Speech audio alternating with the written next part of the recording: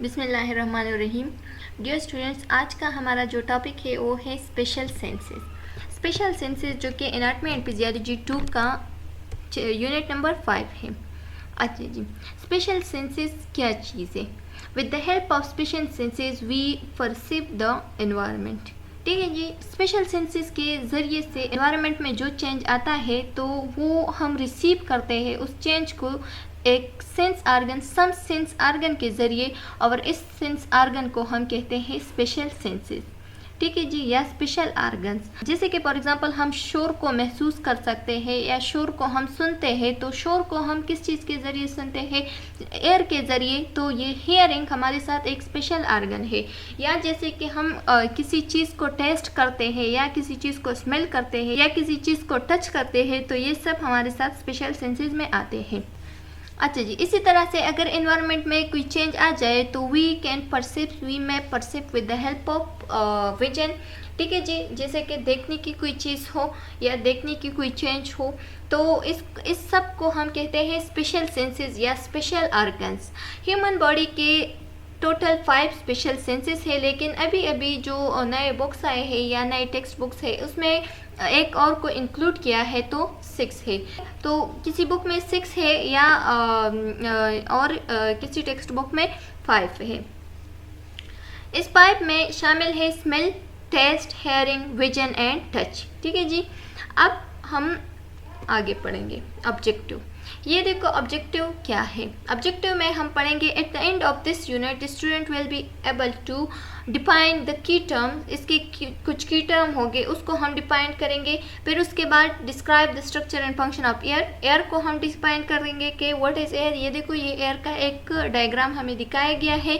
तो इस सब को, इसमें जो जितने भी नेम है इस सब को हम पढ़ेंगे।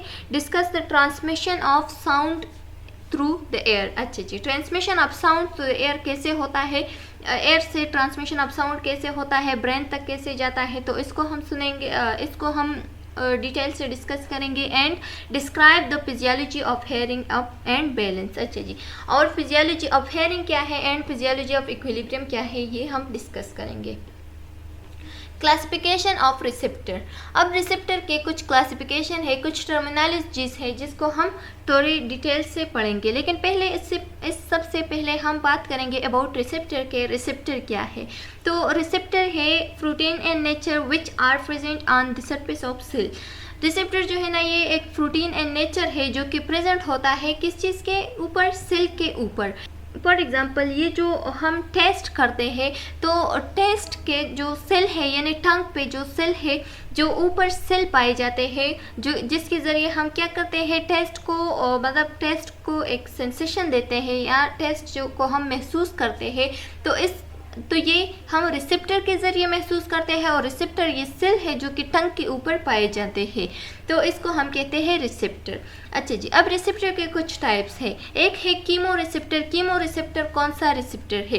कीमो रिसेप्टर वो रिसेप्टर है जो कि केमिकल्स को रिस्पांस देते हैं, तो इसको हम कहते हैं कीमो रिसेप्टर।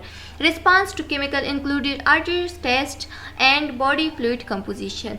थर्मो रिसेप्टर कौन सा रिसेप्टर है? जो रिस्पांस देता है हीट को या कूल्ड को, मतलब टेम्परेचर को जो रिस्पांस देता है। थर्मो मतलब टेम्परेचर, तो वो रिसेप्टर जो कि रिस्पांस देता है टेम्परेचर को, कूलनेस को, हीटनेस को, तो इसको हम कहते हैं thermo receptor.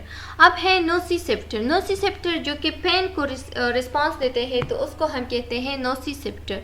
Are pain receptor which response to tissue damage resulting from trauma ischemia. अच्छा जी, जब ट्रोमा हो जाए या इस्कीमिया हो जाए यानी टिश्यू डैमेज हो जाए, तो उसकी डैमेजनेस की वजह से एक पेन प्रोड्यूस होता है, और उस पेन को जिस रिसेप्टर के ज़रिए रिसीव करता है या जिस रिसेप्टर के ज़रिए रिस्पांस मिलता है, तो उसको हम कहते हैं nociceptor.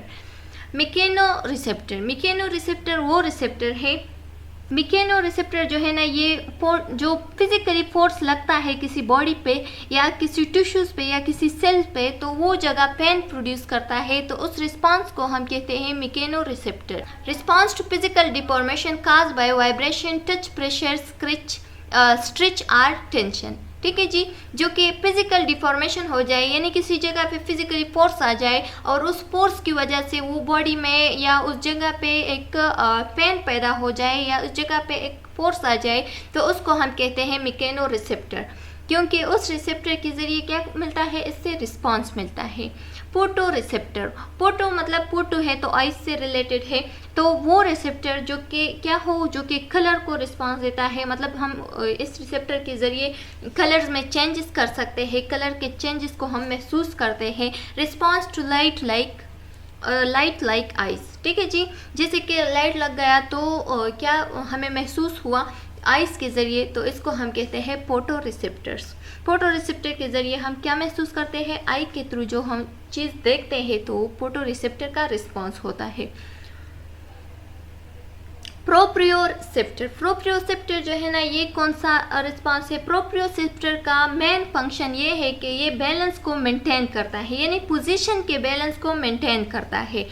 Since the position and movement of the body are its parts, ठीक है जी, ये क्या करता है, since the position and movements of the body, जो मूवमेंट्स ऑफ द बॉडी है या पोजीशन ऑफ द बॉडी है, ये उसको ये बॉडी के उस पार्ट्स को क्या करता है, मतलब मेंटेन रखते हैं या बैलेंस में रखते हैं। They are found in muscle, ये मसल्स में होते हैं, टेंडन्स में होते हैं एंड जॉइंट्स कॉर्पसेस में, जॉइंट कैप्सूल्स में होते हैं।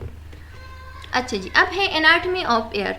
एयर का अब एनाटॉमी हम डिस्कस करेंगे कि एयर क्या चीज़ है और उसके एनाटॉमी क्या है। तो ये देखो, हम एयर को अब डिटेल से पढ़ेंगे, ठीक है जी। तो देखो, अब हम पढ़ेंगे anatomy of the ear. Anatomy of the ear क्या है, the ear has 3 region, ear के 3 रीजन्स होते हैं, एक है एक्सटर्नल एयर और आउटर लेयर, एक है middle ear and the last one is inner ear. अच्छा जी, अब जो आउटर एयर है वो कौन सा एयर है, ये हम डिटेल से पढ़ेंगे। The first two are concern only with transmitting of sound and to the inner ear, ठीक है जी। अच्छा जी, इसमें पढ़ा है कि इसमें कहा है कि ये जो फर्स्ट टू है यानी एक्सटर्नल या आउटर एयर और ये जो मिडल एयर है, इन दोनों का काम है कि ये साउंड को ट्रांसमिट करे, कहाँ तक, इनर एयर तक। फिर बाकी जो काम है इनर को ब्रेन तक पहुंचाना, ये किस चीज़ का काम है, ये काम है इनर एयर का, ठीक है जी। तो आउटर एयर और मिडल एयर का काम ये है कि ये एयर को आवाज़ को ट्रांसमिट करे, साउंड को ट्रांसमिट करे, वॉइस को ट्रांसमिट करे इनर एयर तक, ठीक है जी। फिर इनर एयर का काम ये है कि ये साउंड को या वॉइस को ट्रांसमिट करे, कहाँ तक, ब्रेन तक, और उसके बाद रिस्पॉन्स देते हैं। एक्सटर्नल एयर, अच्छा जी, अब हम पढ़ेंगे एक्सटर्नल एयर को। External air, the external air is a funnel shaped tube called auditory canal. External air का जो शेप होता है वो किस तरह होता है, वो फनल शेप का होता है और उस फनल शेप को हम कहते हैं auditory canal. That conduct air vibration, जो कि कंडक्ट करता है साउंड को या एयर को या इस एयर के वाइब्रेशन को, और वो कहाँ तक ले जाता है, वो एयर ड्रम तक ले जाता है। The outer fleshy part of the ear is called pinna. अच्छा जी, अब आउटर फ्लैशी पाम होता है एक्सटर्नल एयर में, जिसको हम कहते हैं ऑरिकल या pinna. The external auditory canal contain a few hair and special sweat gland called ceruminous gland. अच्छा जी, अब एक्सटर्नल ऑडिटरी कैनाल में कुछ हेयर्स पाए जाते हैं, जिसके ज़रिए से क्या होता है, सेंस को, हेयरिंग को फील करते हैं हम, या वो वॉइस को क्या करता है, रिसीव करता है। तो उस स्पेशलाइज, और इसमें एक तो हेयर्स होते हैं, कुछ हेयर्स होते हैं और कुछ ग्लैंड्स होते हैं, स्वीट्स ग्लैंड्स, जिसको हम कहते हैं सेरेमिनियस ग्लैंड। यानी AMCQs में बहुत आ सकता है, या AMCQs के लिए बहुत इंपॉर्टेंट है कि अगर इस MCQs आए कि कौन सा ग्लैंड जो है ना वो एक्सटर्नल एयर में प्रेजेंट होता है, तो वो है सेरेमिनियस ग्लैंड, ठीक है जी। तो ये रिमेंबर रखें। डेट सिक्रीट एयर वैक्स, और इस सेरेमिनियस ग्लैंड का अब काम क्या है, अब फंक्शन क्या है, तो इसका फंक्शन है जो कि एयर वैक्स को सिक्रीट करता है, और इस एयर वैक्स को हम सेरेमिन भी कहते हैं। The hair and cerumen help prevent the entry of dust and microbes from entering the air. अच्छा जी, अब देखो, अब इस हेयर्स का या इस cerumen का, इस वैक्स का काम क्या है, इस वैक्स का फंक्शन क्या है? तो इसका फंक्शन ये है कि ये तो वैक्स ही होता है और वैक्स जो है ना, या हेयर भी होता है इसमें। तो इन दोनों का काम ये है कि अगर कोई डस्ट पार्टिकल बाहर से एंटर होता है एयर में, तो वो इस डस्ट पार्टिकल को पकड़ता है और अंदर जाने नहीं देता। ठीक है जी। तो वैक्स का काम क्या है? डस्ट पार्टिकल या माइक्रोब्स को एंटरिंग से बचाना। मिडल एयर, अब मिडल एयर कौन सा एयर है? मिडल एयर, अब मिडल एयर कहाँ पे होता है, इसका लोकेशन क्या है? It is located in the tympanic cavity. ये टेम्पेनिक कैविटी पे होता है। ये टेम्पेनिक कैविटी कौन सा कैविटी है, ये हम आगे डिटेल से पढ़ेंगे, एक डायग्राम में मैं आप लोगों को दिखाऊंगी। अच्छा जी, ऑफ द टेम्पेरल बोन, ठीक है जी, ये कहाँ पे होता है? अगर ये एमसीक्यूज में आ सकता है कि where is middle ear present, तो middle ear is located in the tympanic cavity. और ये कहाँ पे होता है? ये tympanic cavity of the temporal bone. ठीक है जी, टेम्पोरल बोन के टेम्पेनिक कैविटी में मिडल एयर पाया जाता है। It begin with the air drum. ठीक है जी, ये स्टार्ट होता है कहाँ से? एयर ड्रम, जहाँ पे एयर ड्रम मतलब एयर ड्रम होता है, उसके पीछे से या उसके आगे से डायरेक्ट ही क्या स्टार्ट होता है? मिडिल एयर स्टार्ट होता है, या द टेम्पेनिक मेम्ब्रेन। और इस एयर ड्रम को हम टेम्पेनिक मेम्ब्रेन भी कह सकते हैं। तो टेम्पेनिक मेम्ब्रेन से स्टार्ट होता है middle air. Posteriorly, the tympanic cavity is continuous with the mastoid air cells in the mastoid process। अच्छा जी, posteriorly the tympanic cavity जो है ना, ये स्टार्ट हुई है कहाँ से? mastoid air से। ठीक है जी, continuous with the mastoid air cells and the mastoid process। It is filled with air that entered by the way of the auditory या eustachian tube। ये फिल्ट होता है एयर से, या ये फिल्ट होता है उस वाइब्रेशन ऑफ द एयर से, जो कि क्या करता है? जो कि एंटर करता है, जो कि एंटर होता है इस वे के ज़रिए ऑडिटरी ट्यूब में या ऑस्टेशियन ट्यूब में, ताकि साउंड को प्रोड्यूस कर सके या साउंड को रिसीव कर सके। अ पैसेज टू द नेज़ोफेरिंक्स, जो कि एक पैसेज वे है किस चीज़ का? नेज़ोफेरिंक्स का, जो कि एक पैसेज वे है नेज़ोफेरिंक्स तक। The tympanic cavity 2 to 3 mm wide between outer and inner ear। अच्छा जी, जो tympanic cavity है ये 2 to 3 mm वाइड होते हैं। ठीक है जी, ये 2 to 3 माइक्रोमीटर वाइड हो, जो कि जो 2 to 3 mm वाइड होते हैं। और ये कहाँ पे होता है? ये पाया जाता है आउटर और इनर एयर के दरमियान।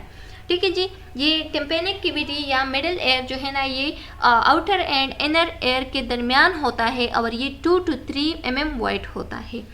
इसमें क्या होता है? इसमें इस टेम्पेनिक कैविटी में या टेम्पेनिक एयर में या टेम्पेनिक या मिडल एयर में होता है कंटेन द 3 स्मॉलेस्ट बोन। इसमें 3 स्मॉलेस्ट बोन होते हैं एंड 2 स्मॉलेस्ट मसल्स होते हैं। तो ये एमसीक्यूज के लिए याद रखें कि कहाँ पे 2 स्मॉलेस्ट बोन और 3 स्मॉलेस्ट मसल्स होते हैं, तो वो है मिडल एयर या tympanic cavity. The bone called the auditory ossicles. अच्छा जी, और इसमें जो बोन होते हैं उसको कहते हैं ऑडिटरी ऑसिकल्स। तो ये भी एमसीक्यूज के लिए आ सकते हैं कि ये भी एमसीक्यूज के लिए बहुत इंपॉर्टेंट है कि टेम्पेनिक कैविटी में जो बोन्स होते हैं तो उसका नाम क्या है? तो उसका नाम है auditory ossicles. Connect the air drum, जो कि कनेक्ट करता है एयर ड्रम को इनर एयर से। ठीक है जी, तो ये एमसीक्यूज के लिए ये भी इम्पॉर्टेंट है कि वो कौन सा बोन्स है जो कि कनेक्ट करता है एयर ड्रम को इनर एयर से, तो वो है auditory ossicles. Progress inward the first bone is. अच्छा जी, अब क्या है? इसमें जो बोन्स 3 बोन्स होते हैं तो उस बोन्स का अपना अपना नाम है। एक है the first one is malleus, the second one is incus and the last one is stapes. ठीक है जी, तो ये एमसीक्यूज के लिए याद रखें कि टेम्पेनिक कैविटी में जो 3 बोन्स होते हैं तो उसका एक का नाम है malleus, the second one is incus and the third one is stapes. The 2 muscles are, और जो 2 मसल्स होते हैं, एक है स्टिपेडस और connected stapes to the posterior wall of the cavity, जो कि कनेक्ट करता है स्टेप्स को किस चीज़ से? कनेक्टिंग, यानी ये जो लास्ट बोन है इसको कनेक्ट करता है, ये जो लास्ट बोन है इसको कनेक्ट करता है posterior wall of the cavity से एंड टेंसर टेम्पिनाई, और second one is tensor tympani which connect malleus, जो कि कनेक्ट करता है फर्स्ट बोन को किस चीज़ से? जो कि कनेक्ट करता है फर्स्ट बोन को, मेलस को। अच्छा जी, अब है internal air. Internal air, the internal air is also called labyrinth. तो इंटरनल एयर को हम लेब्रिंथ भी कह सकते हैं, और इसको लेब्रिंथ हम क्यों कहते हैं, इसके सीरीज ऑफ द कैनाल की वजह से हम इसको इंटरनल एयर भी कह सकते हैं, या इसको हम लेब्रिंथ भी कह सकते हैं। It consist of two main division, ये कंसिस्ट होता है टू मेन डिवीजन पे। एक है bony labyrinth and the second one is membranous labyrinth. एक बोनी लेब्रिंथ होता है, यानी उसमें बोन्स होते हैं, and the second one is membranosus labyrinth. The bony labyrinth, a series of cavity and tube in the temporal bone, divides into three parts. The first one is semicircular canal, the vestibule and cochlea. अच्छा जी, जो membranosus labyrinth है ये 3 parts में divide हुआ है, और इस 3 पार्ट्स को इसमें एक है द सेमी सर्कुलर कैनाल, और दूसरा है वेस्टिब्यूल, जो कि vestibule and the second one is vestibule. Vestibule में क्या होता है, both of them contain receptor for equilibrium and the cochlea which receptor for hearing. अच्छा जी, वेस्टिब्यूल जो है ना ये वहाँ पे होता है, ये इनर एयर में होता है, और ये इसका काम क्या है, इसका काम है इक्विलिब्रियम को मेंटेन रखना, या इक्विलिब्रियम को रिसीव करना, या इक्विलिब्रियम को बैलेंस में रखना। द कोक्लिया, कोक्लिया का अब क्या काम है, कोक्लिया का जो शेप है वो स्नेल शेप्ड होता है, जो कि एक कीड़ा है, वो उसकी शक्ल में ये होता है, और which contain receptor for hearing, और इसका काम यह है कि ये क्या हेयरिंग को रिसीव करता है। तो कोक्लिया का फंक्शन है हेयरिंग को रिसीव करना, एंड वेस्टिब्यूल का फंक्शन क्या है, इक्विलिब्रियम को रिसीव करना। और हमने पहले ही पढ़ा कि ईयर का काम ये है, ईयर का 2 फंक्शन है, एक है इक्विलिब्रियम को रिसीव करना, और the second one is hearing को रिसीव करना। तो ये हमने यहाँ भी पढ़ा कि इंटरनल एयर में क्या होता है, इंटरनल एयर में 2 बड़े मेन डिवीजन होते हैं, एक है बोनी लेब्रिंथ और दूसरा है मेम्ब्रेनियस लेब्रिंथ। और मेम्ब्रेनियस लेब्रिंथ के फिर 3 पार्ट्स है, एक है सेमी सर्कुलर कैनाल्स, और दूसरा है वेस्टिब्यूल, और वेस्टिब्यूल का जो फंक्शन है वो है रिसेप्टर ऑफ इक्विलिब्रियम, और जो कोक्लिया है उसका फंक्शन है receptor of hearing. The bony labyrinth is lined with periosteum and contain perilymph aploid which aploid between a bone and the membranous labyrinth। अच्छा जी, अब जो बोनी लेब्रिंथ है इसमें क्या होते हैं, इसमें कुछ इसमें पेरियास्टियम होता है, और पेरियास्टियम किस चीज़ से बनते हैं, पेरियास्टियम बनते हैं पेरिलैम्प से, और पेरिलैम्प ये एक फ्लूइड होते हैं। पेरिलैम्प एक फ्लूइड है जो कि कहाँ पे होता है, बोनी एंड मेम्ब्रेनियस लेब्रिंथ के दरमियान होता है। The membranous labyrinth, a series of sac inside the bony labyrinth। अच्छा जी, ये जो membranous labyrinth है ये bony labyrinth के दरमियान एक series of sacs होते हैं, यानी ये एक तीली की शक्ल में होते हैं, और इसका एक अपना सीरीज होता है, तीली के शक्ल में एक अपना सीरीज होता है, और ये कहाँ पे पाए जाते हैं, inside the bony labyrinth, bony labyrinth के अंदर ही होते हैं। Is lined by epithelium and contain endolymphs. अच्छा जी, और ये जो है ना ये बनता है एपिथेलियम सेल से, जो कि एनाटॉमी एंड फिजियोलॉजी 1 में हमने एपिथेलियम टिश्यू को पढ़ा है, चैप्टर नंबर 4 टिश्यू के चैप्टर में, और इसमें अंदर पाए जाते हैं endolymphs. And vestibule is the wall central portion और chamber of the bony labyrinth. अच्छा जी, अब है वेस्टिब्यूल, और वेस्टिब्यूल जो है ना ये क्या है, vestibule is the part of bony labyrinth. हमने पढ़ा कि vestibule is the part of membranous labyrinth, और ये कहाँ पे होता है, is the oval central portion, और ये एक ओवल सेंट्रल पोर्शन है जो कि या चैम्बर ऑफ बोनी लेब्रिंथ है। ठीक है जी, जो कि पार्ट है किस चीज़ का, मेम्ब्रेनियस लेब्रिंथ का, लेकिन ये चैम्बर है बोनी लेब्रिंथ का, और सेंट्रल पोर्शन है बोनी लेब्रिंथ का। Projected superiorly and posteriorly from the vestibule are the 3 bony semicircular canal। अब है cochlea, inner air. Inner air continue है और इसका लास्ट पार्ट है कोक्लिया। कोक्लिया हमने ये पढ़ा कि ये किस चीज़ की शक्ल में होता है, ये स्नेल की शक्ल में होता है, इसका जो शेप है वो स्नेल की तरह होता है। The cochlea has 3 fluid filled chamber. अच्छा जी, अब वो कोक्लिया में कुछ चैम्बर्स होते हैं जो कि फिल्ड होते हैं कुछ फ्लूइड से, और वो चैम्बर्स 3 होते हैं, और जो कि सेपरेट करता है किस चीज़ से, bye membrane, separated by membrane, जो कि सेपरेट हुए हैं एक दूसरे से bye membrane, through membrane. The superior one is called Scala वेस्टिबुला। ठीक है जी, इसका जो फर्स्ट वन है या सुपीरियर वन है उसको हम कहते हैं स्केला, और स्केला का मतलब है stair, scala vestibuli, scala vestibuli, and the middle one is scala media and are cochlear duct. इसको जो स्केला मीडिया है या मिडल वन है उसको हम स्केला मीडिया या कोक्लियर डक्ट भी कहते हैं, and inferior one is scala tympani, और जो इंफीरियर वन है उसको कहते हैं scala tympani. Within the scala media is the organ of Corti. अच्छा जी, अब क्या है कि स्केला मीडिया में एक आर्गन होता है जिसको हम कहते हैं organ of Corti, which is a thick epithelium. ये एक थिक एपिथेलियम होता है और which is with associated structure.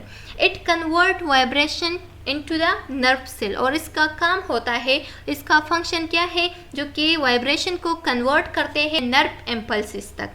The epithelium in the Corti is composed of hair cells and supporting cells. अच्छा जी, एपिथेलियम इन द कॉर्टी, अब epithelium in the कॉर्टी जो है ना वो कंपोज्ड होता है किस चीज़ में, आप हेयर सेल्स में एंड सपोर्टिंग सेल्स। अब ये देखो, ये एक एग्जांपल है एयर का, ये एक डायग्राम है एयर का।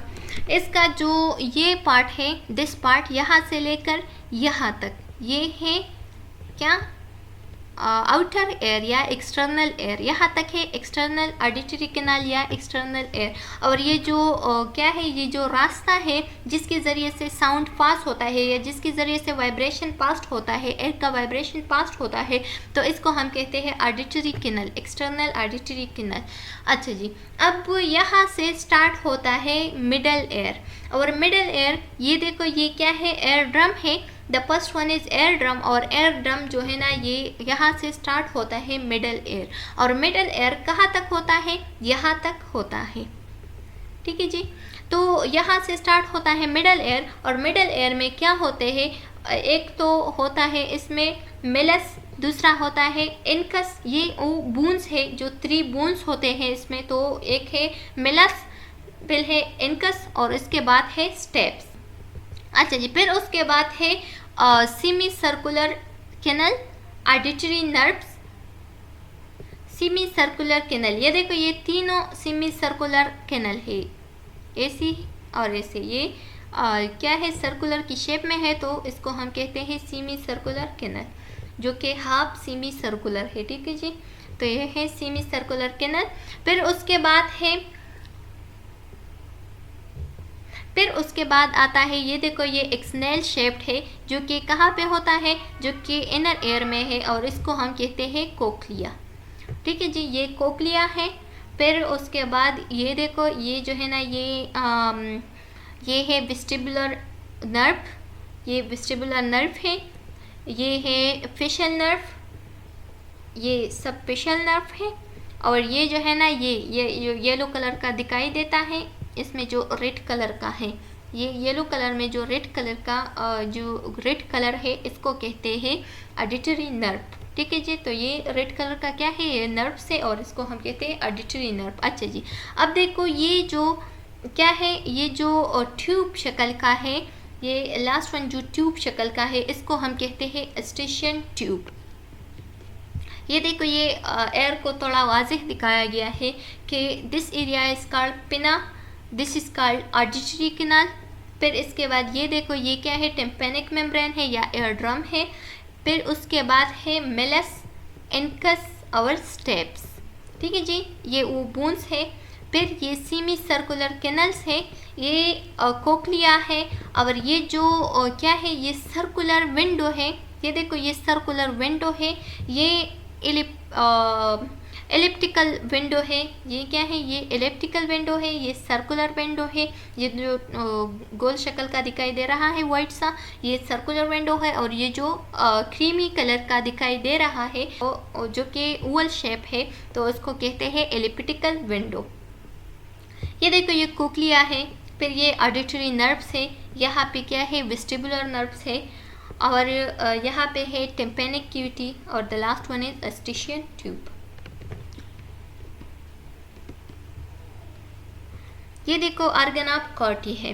ऑर्गन ऑफ कॉर्टी का काम क्या है, ब्रेन तक वो आवाज़ या वो उस नर्व्स को पहुंचाना। अच्छा जी, ये है वाल ऑफ लिब्रेंथ या बोनी लिब्रेंथ, ठीक है जी, ये वाला बोनी लिब्रेंथ है। ये है कोक्लियर डक्ट, ठीक है जी, ये जो खाली सा एम्प्टी सा जगह है इसको कोक्लियर डक्ट कहते हैं। ये है मेम्ब्रेनिया टिक्टोरिया, ये मेम्ब्रेनिया टिक्टोरिया है, ठीक है जी, ये एक मेम्ब्रेन की शक्ल में है।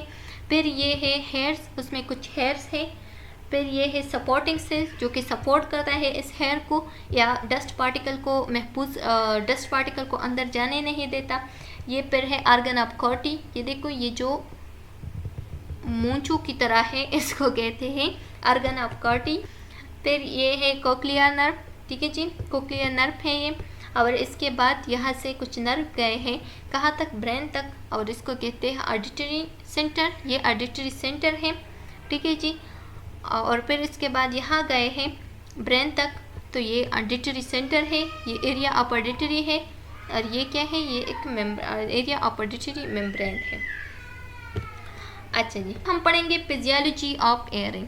तो फिजियोलॉजी ऑफ एयरिंग में ये सब इवेंट्स इन्वॉल्व है, और इस इवेंट में फर्स्ट वन क्या है कि ऑरिकल डायरेक्ट करता है साउंड को ऑडिटरी कैनाल तक, फिर उसके बाद साउंड वेव जो है ना वो स्ट्राइक करता है एयर ड्रम के साथ, और वो जब स्ट्राइक करे या उसके साथ टच हो जाए तो वो एक वाइब्रेशन क्रिएट करता है, और वो इस वाइब्रेशन को कहाँ लेता है, फिर उसके बाद वो वाइब्रेशन को central area to the of the air drum जो है ना, central area of the air drum जो है ना वो कनेक्ट होता है मेलस के साथ, और विच स्टार्ट टू वाइब्रेशन, और उसके बाद इस एयर ड्रम के साथ जो स्ट्राइक हुआ है, जो साउंड वेव स्ट्राइक हुआ है, उससे वाइब्रेशन स्टार्ट हुआ है, और वो वाइब्रेशन अब कहाँ तक पास हुआ, मेलस तक पास हुआ, क्योंकि एयर ड्रम मेलस से कनेक्टेड है। The vibration is transmitted into the incus, फिर ये मेलस से वाइब्रेशन ट्रांसफर हुआ कहाँ तक, इनकस तक, और उसके बाद ट्रांसफर हुआ स्टेप्स तक, क्योंकि ये तीनों कनेक्टेड है, ठीक है जी, यानी मिडल एयर तक वाइब्रेशन पास हो गया है। As the step move back and forth, अब वो जो स्टेप्स का जो मूवमेंट है यानी इसका जो वाइब्रेशन है बैक एंड फोर्थ, वाइब्रेशन मतलब बैक एंड फोर्थ मोशन करना, तो इसका जो मोशन है it vibrate the membrane of the Oval window, ठीक है जी, जो ओवल विंडो है जो कि हमने ये शेप में पढ़ा, ये देखो ये ओवल विंडो को क्या करता है, इसको वाइब्रेट करता है, जिसको हम कहते हैं एलिप्टिकल विंडो। अच्छा जी, उसको वाइब्रेट किया, उसके बाद क्या होगा, the movement of oval window vibrate the fluid of the perilymph, ठीक है जी। अब उसके बाद जो मूवमेंट ऑफ ओवल है वो पेरिलाइम्स को वाइब्रेट करेगा, ठीक है जी, जो फ्लूइड है उसको वाइब्रेट करेगा ऑफ द कोक्लिया, जो कोक्लिया में जो लाइम्स होते हैं, जो फ्लूइड प्रेजेंट होते हैं, जिसको हम पेरिलाइम्स कहते हैं, उसको अब वाइब्रेट करेगा, और ये वाइब्रेशन कौन करेगा, ओवल विंडो करेगा। एंड फाइनली द एंडोलाइम्स, और उसके बाद एंडोलाइम्स को जो कि inside in the cochlear duct होते हैं उसको वाइब्रेट करेगा, और उसके बाद साउंड प्रोड्यूस हो जाएगा। The endolymph vibrate the hair cells, और एंडोलाइम्स वाइब्रेट करेगा। अच्छा जी, फिर उसके बाद एंडोलाइम का काम ये है कि ये वाइब्रेट करेगा हेयर सेल्स को in the organ of the Corti, Corti में जो ऑर्गन्स है उसको वाइब्रेट करेगा in the organ of the Corti's which stimulate the vestibulocochlear nerves to transmit nerve impulse to medulla, ठीक है जी। और उसके बाद साउंड कहाँ पे पहुँच गया, उसका जो नर्व इम्पल्स है उस साउंड को पहुँचाएगा कहाँ पे, मेडोला तक। फिजियोलॉजी ऑफ इक्विलिब्रियम, अब पढ़ेंगे physiology of equilibrium. Physiology of hearing तो पढ़ लिया, अब है physiology of equilibrium. The position of the semi circular canal is vital and maintaining in in maintaining the equilibrium. अच्छा जी, the position of the circular canal in vital in maintaining of equilibrium both static and dynamic. ठीक है जी, maintaining of equilibrium ये काम है किस चीज़ का, और इसका पोजीशन को मेंटेन करना ये है particular of the head, particularly of the head. In the ampulla, the dilated portion of each canal contain a group of hair cells. अच्छा जी, अब ampulla में एक dilated portion of each canal होता है जो कि एक group of hair cells को क्या वहाँ पे होते हैं. By moving head, जब हेड का मूवमेंट होता है तो क्या होता है, the hair cells are bent by the endolymphs in the ampulla. तो जब हम हेड को मूवमेंट करते हैं या हेड को मूव करता है तो इससे ये होता है कि जो हेयर सेल्स है वो बेंड हो जाते हैं, और उसका वो जब बेंड होते हैं तो क्या होते हैं, एंडोलाइम्स में ये बेंडनेस होता है इन the एम्पोला. Bending of hair bundle produce receptor protein potential. अच्छा जी, जब बेंडिंग ऑफ हेयर बंडल होता है तो ये प्रोड्यूस करता है एक पोटेंशियल को जो कि क्या है, जो कि रिसेप्टर पोटेंशियल है. The receptor potential lead to nerve impulse. अच्छा जी, जो पोटेंशियल इम्पल्स, जो पोटेंशियल रिसेप्टर है ये कहाँ तक जाते हैं, नर्व इम्पल्स तक जाते हैं. That pass along of vestibular branch, जो कि vestibular branch along of vestibular branch को पास करते हैं of the vestibulocochlear nerve. Cerebellum and cerebrum give feedback to all skeletal muscle. और इससे ये होता है कि जो सेरेब्रम है और जो सेरेब्लम है ये दोनों, इसका जो फीडबैक होता है वो फीडबैक देता है सारे स्केलेटल मसल्स को and in return to maintain equilibrium. और इसका काम ये होता है कि उस रिस्पॉन्स की वजह से, उस फीडबैक की वजह से जो फीडबैक स्केलेटल मसल्स को मिला वो क्या करते हैं, वो उस फीडबैक की वजह से जो मतलब इक्विलिब्रियम है उसको मेंटेन रखता है. तो हमने ये पढ़ा कि एयर के दो मेन फंक्शन है, एक है क्या, हेयरिंग को रिसीव करना और दूसरा है इक्विलिब्रियम को मेंटेन रखना. चलो जी, उम्मीद है कि आप लोगों को एयर की समझ आ गया होगा कि एयर जो है ना वो एक सेंस ऑर्गन है और उसका काम क्या है, उसका फिजियोलॉजी क्या है, उसका एनाटॉमी क्या है, उसका फंक्शन क्या है, और फिर उसके बाद इक्विलिब्रियम का फिजियोलॉजी क्या है, ये सब हमने डिटेल से डिस्कस किया. उम्मीद है कि आप लोगों को समझ में आ गया होगा. सब्सक्राइब और channel and press the bell icon. चलो जी, नेक्स्ट टॉपिक में मिलते हैं. अल्लाह हाफिज़.